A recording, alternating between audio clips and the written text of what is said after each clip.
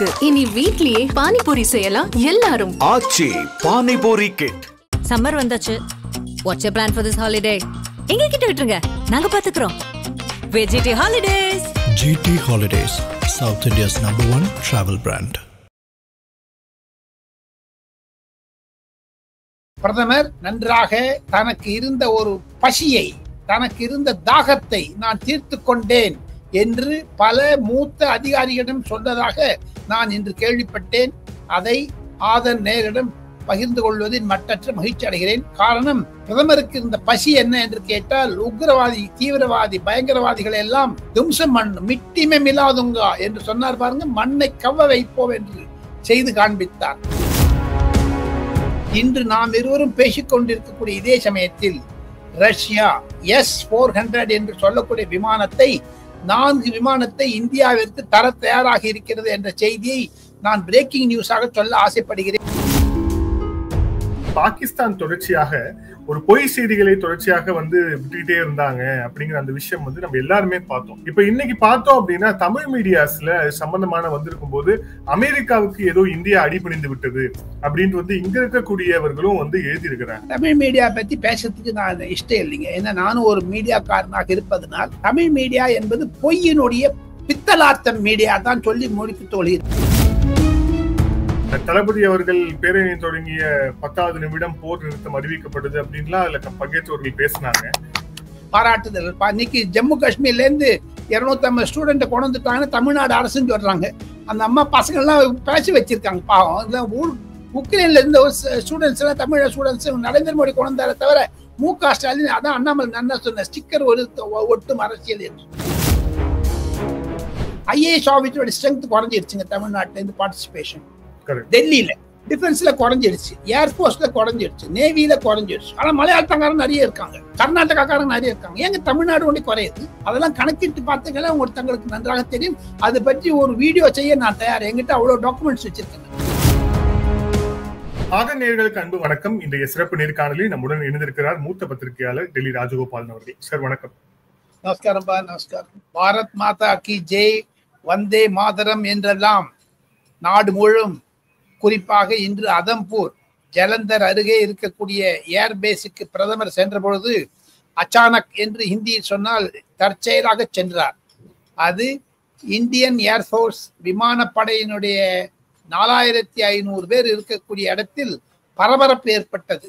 நேற்று பிரதமர் பேசிய பிறகு வானொலியில், ஆகாஷ்வாணி அதாவது தூர்தர்ஷன் பேசிய பிறகு அவருக்கு வரவேற்பு சிறப்பாக இருந்தது.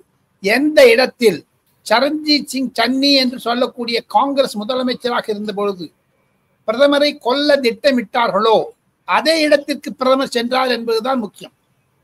ஆக மொத்தம் பிரதமர் நன்றாக தனக்கு இருந்த ஒரு பசியை, தனக்கு இருந்த தாகத்தை நான் தீர்த்து கொண்டேன் என்று பல மூத்த அதிகாரிகளிடம் சொன்னதாக நான் இன்று கேள்விப்பட்டேன்.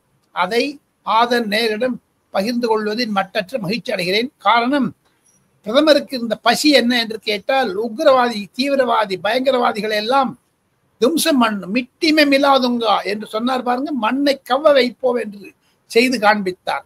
11 இடங்களில் பாகிஸ்தானில் இருக்கக்கூடிய ரன்வே இருக்கு பாருங்க, அதுல ஓட்ட போட்டாரு. ஏர்போர்ட்ல ஒண்ணும் பண்ணவே இல்லை. எவ்வளவு அழகா பண்ணிக்க. அப்துல் கலாம் தயாரித்த அந்த ஆகாஷ் தீப் என்று சொல்லக்கூடிய ப்ராஜெக்ட் பண்ணார் அவர் 1985ல இருந்து 90 மட்டும். அதுதான் இன்று ஒரு ஒரு உதவியாக இருந்தது. நேற்று பிரதமருடைய பேச்சு அப்படிங்கிறது தான், அதுல இருந்தா மிக முக்கியமான பாயிண்ட்ஸ் எடுக்க வேண்டியதா இருக்கு. மிக குறிப்பாக பாகிஸ்தானுடைய அணு ஆயுத நிலங்களுக்கு நோக்கி இந்திய ராணுவம் நடத்திய தாக்குதல் சம்பந்தமாக ஒரு கோடிட்டு காமிச்சார். இனிமே பாகிஸ்தான் பிளாக்மெயில் பண்ண முடியாது அப்படின்ட்டு. சோ அதுல இருக்கக்கூடிய மெசேஜ் என்ன சார்?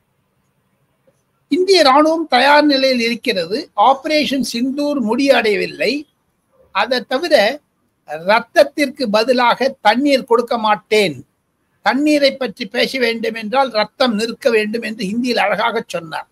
போதாத வரைக்கு ட்ரேட், டெரரிசம் ரெண்டும் ஒன்னா போகாது என்று நம்ம டொனால்ட் ட்ரம்ப்புக்கும் பதில் சொன்னார். இதுதான் முக்கியத்துவமாக இருக்கிறது. ஆனாலும் இன்று நாம் இருவரும் பேசிக்கொண்டிருக்கக்கூடிய இதே சமயத்தில் ரஷ்யா S-400 என்று சொல்லக்கூடிய விமானத்தை 4 விமானத்தை இந்தியாவிற்கு தர தயாராக இருக்கிறது என்ற செய்தியை நான் பிரேக்கிங் நியூஸாக சொல்ல ஆசைப்படுகிறேன் ஆதன் தமிழ் நேயர்களுக்கு. இதுல இருந்து என்னன்னு கேட்டா, பிரைம் மினிஸ்டர் நேற்றினுடைய தூர்தர்ஷன்ல பேச்சு தேசத்திற்கு உரையாற்றியதில் மிக மிக முக்கியமானது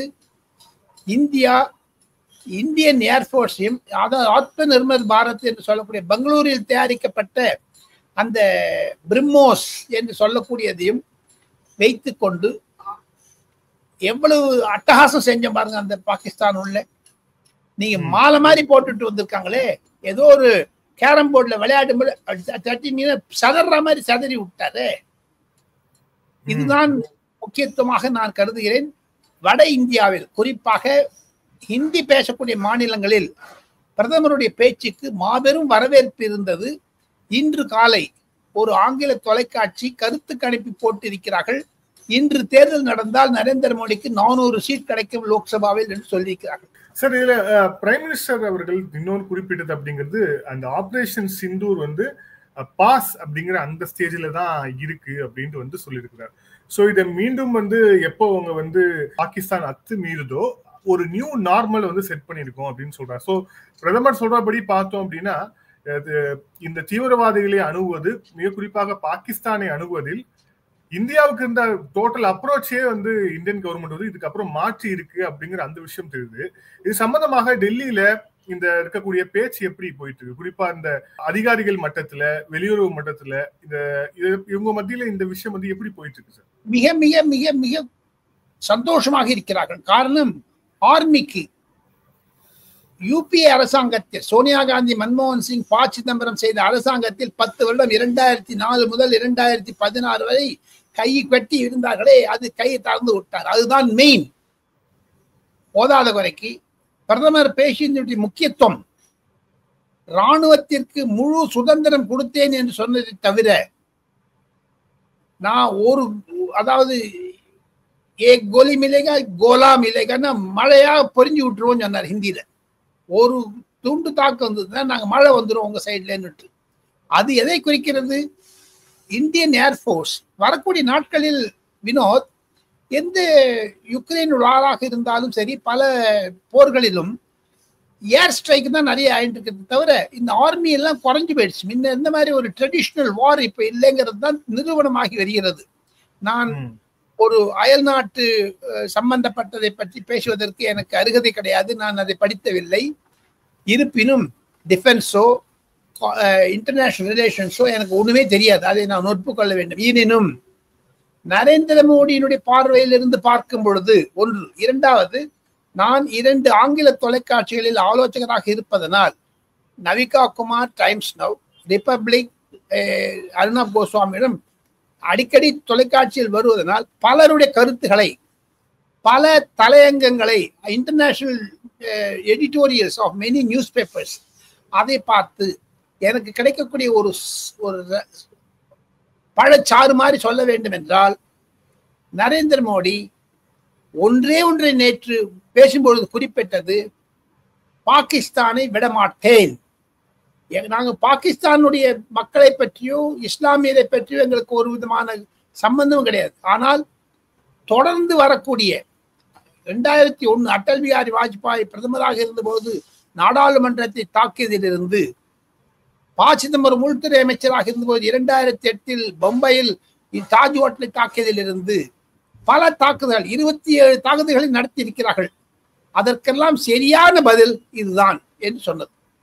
சார், இப்போ இதுல நீங்க ஓவராலா பார்க்கும்போது நீங்க வந்து பார்லிமெண்ட் அஃபேர்ஸும் சரி, ஒட்டுமொத்தமாக இந்த டெல்லியோட செயல்பாடுகளும் சரி, தொடர்ச்சியாக வந்து பார்த்து வருபவர். இந்த ஆபரேஷன் சிந்தூருக்கான வார் ரூம் போட்டோ ஒன்று வெளியிட்டு இருந்தாங்க. ஸோ அதுல வந்து 24 மணி நேரமும் வந்து எல்லைகள், இந்த தாக்குதல், இந்த விஷயத்தெல்லாம் கண்காணிப்பு நடந்தது அப்படின்னு தொடர்ச்சியாக வந்து சொல்லப்படுது. இப்ப இந்த ஆபரேஷன் சிந்தூர் நடக்கும் போது டெல்லி எப்படி இருந்துச்சு சார்? குறிப்பாக அதிகாரிகள் மட்டத்துல அவங்களுடைய பணி அப்படிங்கிறதும், இதுல என்ன மாதிரி விஷயங்கள் நடந்திருக்குன்னு பாக்குறீங்க? யாருக்குமே ஒண்ணும் தெரியலைங்க வினோத். நிஜமாவே சொல்லணும்னா பரபரப்புடன் இருந்தது. யாரோ போறாங்க வராங்க, ஒண்ணுமே தெரிய மாட்டேன். ஆனால் ஒன்று நிச்சயம், ஏதோ ஒரு பெரியதாக நடக்கப் போகிறது என்று அதிகாரிகளுக்கு வாய்ப்பு விட்டு, பிரதமர் சொன்ன மாதிரி தொலைபேசியில் மந்திரிகள் பேசக்கூடாது, கேபினட் கமிட்டி ஆன் செக்யூரிட்டி இருப்ப அமித்ஷாவோ அல்லது ராஜ்நாத் சிங்கோ, டாக்டர் ஜெய்சங்கரோ, நிர்மலா சீதாராமனோ, அதாவது கேபினட் கமிட்டி ஆன் செக்யூரிட்டி இருப்பவர்கள் எப்படி நிதிநிலை அறிக்கும் போது ரகசியத்தை பாதுகாப்பிக்கிறார்களோ பட்ஜெட் போது அதை விட மோசமாக ஒரு நிலைமை, ஒரு அவசர கால நிலைமை மாதிரி கொண்டு வந்து விட்டார்கள். யாருக்குமே ஒன்றும் புரியாது இருந்தது, பரபரப்பு இருந்தது. ஆனா எதுவும் நடக்க போறதுன்னு தெரியும், என்ன நடக்குன்னு தெரியாது. ஒன்றே ஒன்று, சிங்கிள் கமாண்ட், ஒருங்கிணைத்தவர் நரேந்திர மோடி ஒருவருக்கு தான் அனைத்தும் தெரியுமே தவிர அதிகாரிகளுடன் பேசும்போது மந்திரிகளை வைப்பது கிடையாது, மந்திரிகளுடன் பேசும்போது அதிகாரிகளை வைத்துக் கொள்வது கிடையாது. ஆக மொத்தம் அவர் என்ன இன்ஸ்ட்ரக்ஷன் கொடுக்கிறார் என்பது யாருக்குமே தெரியாது. ஒன்று, இன்னும் வரக்கூடிய 1 மாதம் 2 மாதம் 3 மாதங்களில் பல அதிகாரிகள் ஓய்வு பெற்று அவர்கள் புத்தகம் எழுதுவார்களே, ஆனால் அவர்களுடைய கருத்து வறுமையானால் ஒரு வெளிச்சம் வருமே தவிர அது முற்றும் இருட்டாகத்தான் இருக்கும். வினோத், ஒரே ஒரு அதிகாரி வெளிப்படையாக சொன்னார், பிரதமர் 4 அல்லது 5 மணி நேரம் தான் இந்த 14 நாட்களை தூங்கி இருப்பார். அவர் யோகா செய்வதும் வெந்நீரை சாப்பிடுவதும் அவருக்கு இருந்த ஒரு குறிக்கோள் என்ன என்று கேட்டால், பாகிஸ்தானில் இருக்கக்கூடிய பாவல்பூர் என்று ஜெய்ஷே முகமதுனுடைய அந்த ஹெட் குவார்டர்ஸை அடிக்கணும் அப்படின்னு அடிச்சு காமிச்சிட்டார். அதுதாங்க டெல்லியில இருந்து ஒரு ரகசியம். இது எந்த தொலைக்காட்சிகளுக்கோ யாருக்கும் தெரியாது. ஏன்னா சிலதெல்லாம் ஒருங்கிணைத்து ஆதரணையர்களுக்கு சொன்னதனால் தங்களுக்கு சுளையாக புரியுமே தவிர நரேந்திர மோடி ஒருவருக்குத்தான் என்ன நடந்தது, என்ன நடக்க போகிறது என்று தெரியுமே தவிர அந்த அதிகாரிகளுக்கு ஆணை கொடுத்தது மந்திரிகளுக்கு தெரியாது, மந்திரிகளுடன் பேசி அது அதிகாரிகளுக்கு தெரியாது. காரணம் என்ன என்று கேட்டால் ரகசியத்தை பாதுகாக்க வேண்டும் என்பதுதான். பத்திரிகையாளர்களுக்கு பிஐபி கார்டு இருந்தாலும் உள்ளே அனுமதி நிறுத்தப்பட்டது. ஆபரேஷன் சிந்து இருக்கிற மட்டும் உள்ள வரக்கூடாதுன்னு சொல்லிட்டாங்க. எதுவா இருந்தாலும் ட்விட்டரை பார்த்துக்கோன்னு சொல்லிட்டாங்க. இங்க பாகிஸ்தான்ல இருந்து வரக்கூடிய பொய் செய்திகள் எல்லாம் எப்படி மறுப்பது என்று கேட்டால் அது நாங்க பார்த்துப்போம், அதெல்லாம் ஒண்ணுமே வேண்டாம். பிரதமருக்கு ஒரு ரகசியத்தை சொல்ல வேண்டும் என்றால் உறுதுணையாக இருந்தது ஒரு 14 முதல் 20 பர்சனல் அசிஸ்டன்ட் தாங்க வினோத். அவர்களுடைய ஒரு ஒருங்கிணைப்பு, பல மூத்த இராணுவ அதிகாரிகளுடைய ஒருங்கிணைப்பு, அரசியல்வாதிகளுடைய பங்கேற்பு, இதையெல்லாம் ஒன்றாக சேர்ந்து ஒரு உருட்டியாக பார்த்தால் அதுதான் நரேந்திர மோடியினுடைய ஆணை என்று நான் புலாங்கமடைந்து சொல்லக்கூடும். காரணம், நான் பல அதிகாரிகள் NSA தோவலை கூட நான் சந்தித்தேன், ஆனால் வாயடைத்து இருந்தார், பேசக்கூட மாட்டேன் என்று சொன்னார். 20-25 வருடங்களாக தெரிந்தாலும் ஒரே ஒரு நிமிஷம் நோ நோ நோ நோ பாத் நே கருங்க அப்படின்ட்டு போயிட்டார்.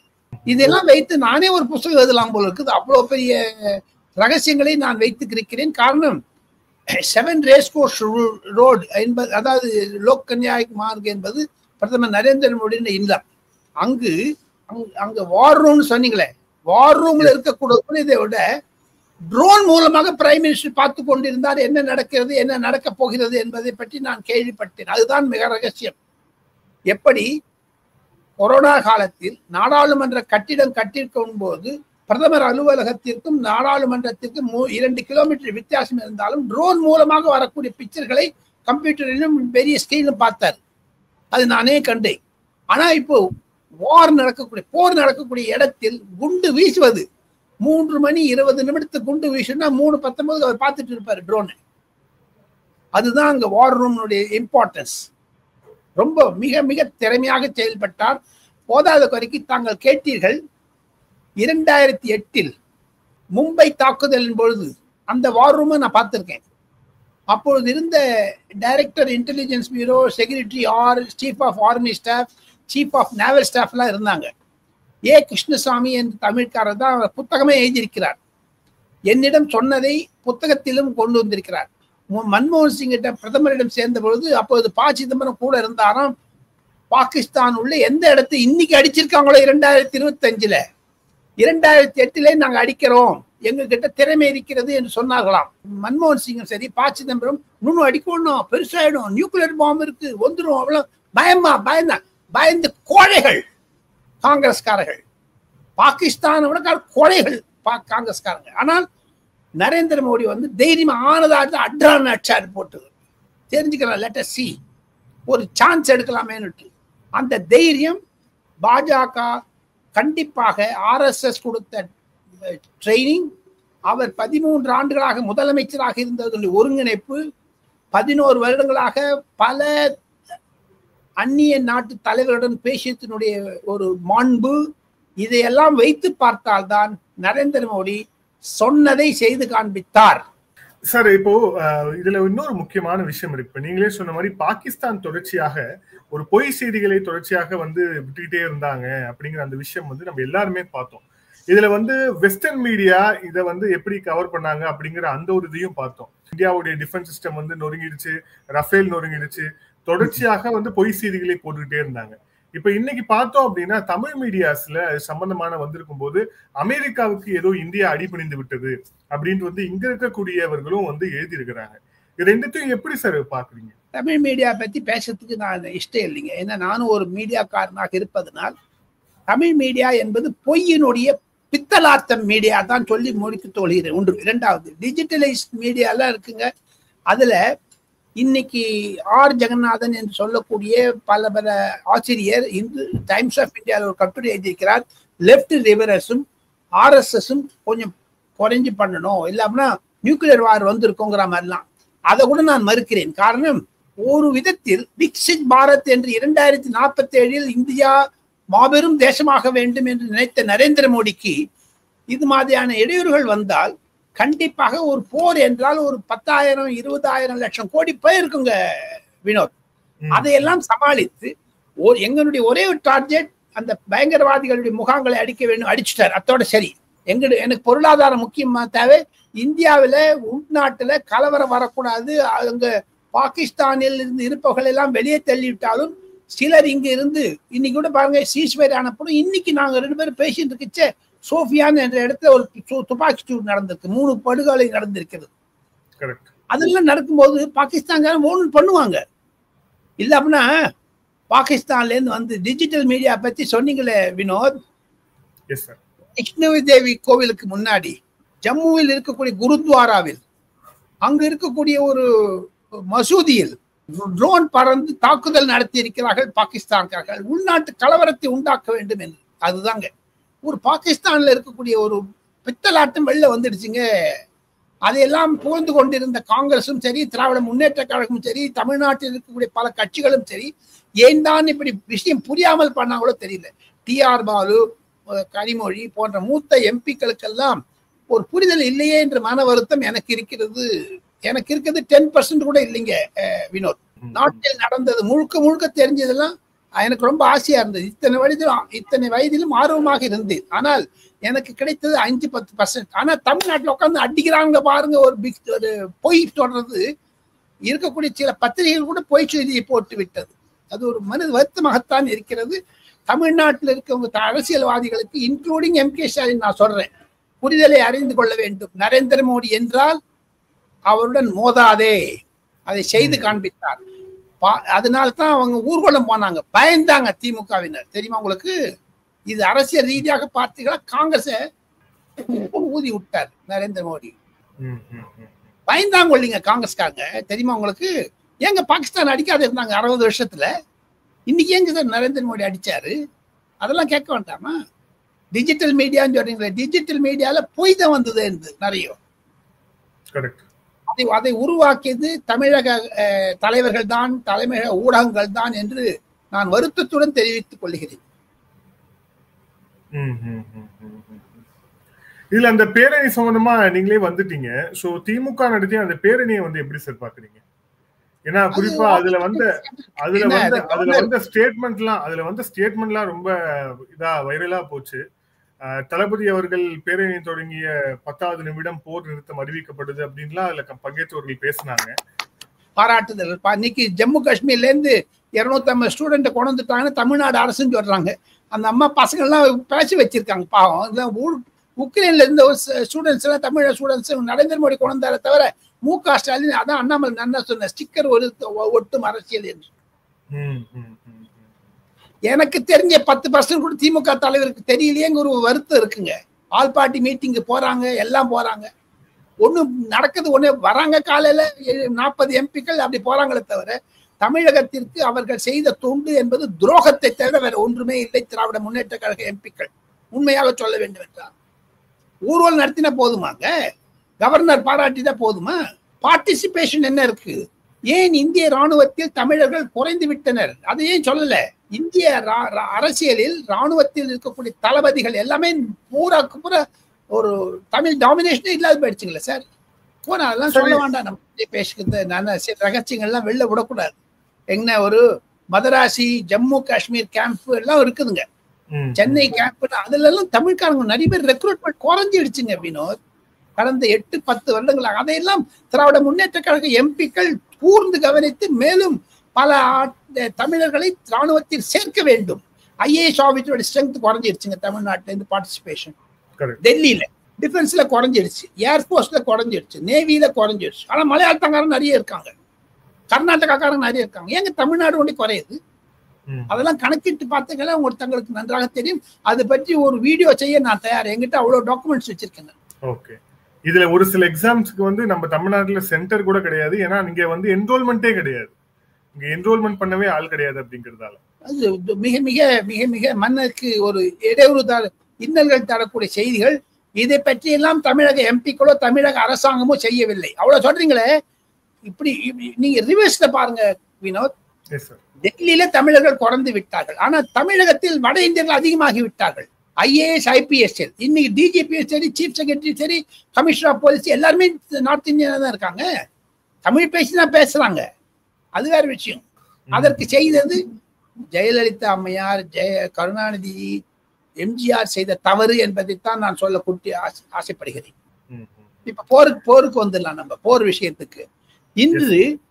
இன்று நரேந்திர மோடி அவர்கள் அந்த ஃபார்வர்ட் ஏரியாவுக்கு போன மாதிரி இன்னும் ஓரிரு நாட்களில் தரைப்படை விமான நிலையத்துக்கு போக இருக்கிறார் என்ற செய்தி டெல்லியில் உலாவி வருகிறது. ஆக மொத்தம் ஒரு ராணுவ வீரர்கள் மொத்தம் 16 லட்சம் பேர் இருக்காங்க சார். ரிட்டையர் ஆன ஆளுங்கெல்லாம் பாத்தீங்கன்னா அதே ஈக்குவல் அமௌண்ட் இருக்கு, 32 லட்சம். எல்லாம் சேர்ந்து ஒரு 50 லட்சம் வச்சுங்க, குடும்பத்தோட சேர்ந்து 50 × 4 2 கோடி. இந்த 2 கோடி மக்கள் என்னைக்குமே நரேந்திர மோடியை மறக்க மாட்டார்கள். தேசத்திற்கு தீபாவளினா போயிடுறாரு ஃபார்வர்ட் ஏரியாவுக்கு. காரணம் என்ன என்று கேட்டால் தேசப்பற்று ஒன்று. இரண்டாவது, நாளையோ அல்லது மறுநாளோ சிறப்பு செய்தியாக நான் சொல்ல ஆசைப்படுகிறேன். கவர்மெண்ட் ஆஃப் இந்தியாவில் பிரதமர் நரேந்திர மோடி சொன்ன பிறகு அவருடைய போராளிகளுடைய, அதாவது ராணுவ வீரர்களுடைய சம்பளத்தில் 10% இல்லை 5% இன்க்ரீஸ் பண்ணணும்னு இந்த ஆபரேஷன் சிந்துல ரெக்கமெண்டேஷன் போயிருக்கதாக நான் ஒரு ரகசிய செய்தியை கேள்விப்பட்டேன். அது என்று வேணா அறிவிக்கப்படலாம். சார், இந்த நேர்காணல் இறுதியான கேள்வி. இப்போ எல்லாருக்குமே வந்து அடுத்த கட்டமா என்ன நடக்கும்? ஏன்னா ஒரு பக்கம் ஆபரேஷன் சிந்தூர் அப்படிங்கிற அந்த ஒரு ஆபரேஷன் வந்து பாஸ் பண்ணி வைக்கப்பட்டிருக்கிறது. அதுதான் பிரதமர் மோடி அவர்களுடைய பேச்சு வந்து நமக்கு தெரியுது. இதுல வந்து பாகிஸ்தானோட நடத்தக்கூடிய அந்த பேச்சுவார்த்தை, இதுல நடுவுல வந்து அமெரிக்காவும் இதுல வந்து தலையிட்டு இருக்கு. அப்படிங்கிற போது இது அடுத்த கட்டமா எப்படி நகரும்னு நீங்க கணிக்கிறீங்க சார்? பாகிஸ்தான் ஒரு வம்பு பண்ணாங்கன்னா பெருசா போகும். பாகிஸ்தான் பண்ணக்கூடிய அளவில் இல்லை. ஏன்னா தமிழக நேயர்களுக்கு இதையும் சொல்லி ஆக வேண்டும். பாகிஸ்தான் இன்று இருக்கக்கூடிய நிலைமை என்ன என்று கேட்டால், 2 வருடங்களுக்கு முன்பாக இலங்கை இருந்ததை விட மிக மோசமாக இருக்கிறது. பாகிஸ்தானில் சப்ளை செயின் கட் ஆயிடுச்சுங்க. எலக்ட்ரிசிட்டி கிடையாதுங்க, கேஸ் கனெக்ஷன் கிடையாதுங்க, பெட்ரோல் கிடையாதுங்க, மண்ணெண்ணெய் கிடையாதுங்க, டீசல் கிடையாதுங்க. அதையும் தவிர சாப்பிடக்கூடிய பொருட்கள் இன்னும் ஒரு மாசத்துக்கு மேக்சிமம் இருந்தால் அதிகம். கோதுமை, அரிசி, வெங்காயம், உருளைக்கிழங்கு, அந்த காய்கறிகள் 0. ஏற்றுமதி என்பதை நிறுத்தி விட்டார்கள். அதையும் தவிர தனி அந்த இண்டஸ் வாட்டர் ட்ரீட்டி மூலமாக விவசாயிகளுக்கு கிடைக்கக்கூடிய தண்ணீர் நிறுத்தப்பட்டு விட்டது. இதன் மூலமாக பாகிஸ்தானுக்கு இந்தியா கொடுக்கக்கூடிய அரசியல் அழுத்தம் அதுதான். குறிப்பாக இராணுவத்திற்கும் பாகிஸ்தானுடைய அரசியல் தலைமைக்கும் இருக்கக்கூடிய ஒரு மோதல்களை இந்தியா பெருசுபடுத்தி விடுகிறது. போதாத குறைக்கு அங்க இருக்கக்கூடிய பலூச்சிஸ்தான் என்று சொல்லக்கூடிய இடத்தில் சைனா வந்து உட்காந்துட்டாங்க. எப்படி அம்மன் தோட்டில சைனா வந்து உட்காந்துட்டு நம்ம நிறைய இடம் கேட்கிறாங்களோ, தமிழகத்தை உளவு பார்க்கிறார்களோ சீன கப்பல்கள், அது மாதிரியான ஒரு சூழ்நிலை பாகிஸ்தான் உருவாக்குகிறது. மேக்சிமம் 1 மாசத்துக்கு மேல பாகிஸ்தான் உயிரோடு இருந்தா அதிகங்க. இன்டர்நேஷனல் மானிட்டரி ஃபண்ட் வந்து பல லட்சம் கோடி கடன் கொடுத்தால் கூட அந்த கடன்கள் எல்லாம் வினோத் ராணுவத்தில் இருக்கக்கூடிய தடவாளங்கள், அதாவது ரன்வேஸ், ஏர்கிராப்ட், அதெல்லாம் மெயின்டெனன்ஸ் பண்றதுக்கே போயிடும். போதாத வரைக்கும் பாகிஸ்தானில் இருக்கக்கூடிய ஊழல் என்பது தமிழ்நாடு × 10 = பாகிஸ்தான் ஊழல். எல்லா மந்திரிகளும், பாகிஸ்தானில் இருக்கக்கூடிய மந்திரிகள் எல்லாருமே துபாயிலையும் ஆஸ்திரேலியாலையும் லண்டன்லயும் வீடு வாங்கி வச்சிருக்காங்க. ரியாத், சவுதி அரேபியா, அது மேஜர் ஜெனரல் எல்லாருமே லண்டனுக்கு போயிட்டாங்களாம், பாதி பேர் ஸ்பெஷல் ட்ரெயின் எடுத்துன்னு போயிட்டு. அந்த மாதிரியான சூழ்நிலைகள் தான் இருக்கிறது. பாகிஸ்தான் வம்பு செய்தால் இந்தியா முதுகெலும்பு அடிக்கக்கூடியவர்களும். ஆனால் என்னை பொறுத்த மட்டும் எனக்கு இருக்கக்கூடிய ஒரு அரசியல் அனுபவத்தில் நான் சொல்லுகிறேன், நரேந்திர மோடி இனிமேல் ஒன்றும் பண்ண மாட்டார், அப்படியே விட்டுருவார். இதை வைத்து பீகாரிலும் தமிழகத்திலும் மேற்கு வங்காளத்திலும் அரசியலை பயன்படுத்திக் கொள்ள வேண்டும் என்று நினைப்பாரே தவிர காங்கிரசுக்கு விரோதமாக, காங்கிரஸ் இப்பொழுது இந்தியாவிற்கு விரோதமாக செய்வதை அரசியல் ரீதியாக அவர் சமாளிப்பார். இனி அவர்கள் இன்டர்னல் பாலிடிக்ஸ்ல வந்துடுவாங்களே தவிர அக்ரஷனுக்கு போக மாட்டாங்க தான் என்னுடைய கருத்து கணிப்புங்க. நன்றி சார். பல்வேறு கேள்விகள். Thank you sir. Thank you so much.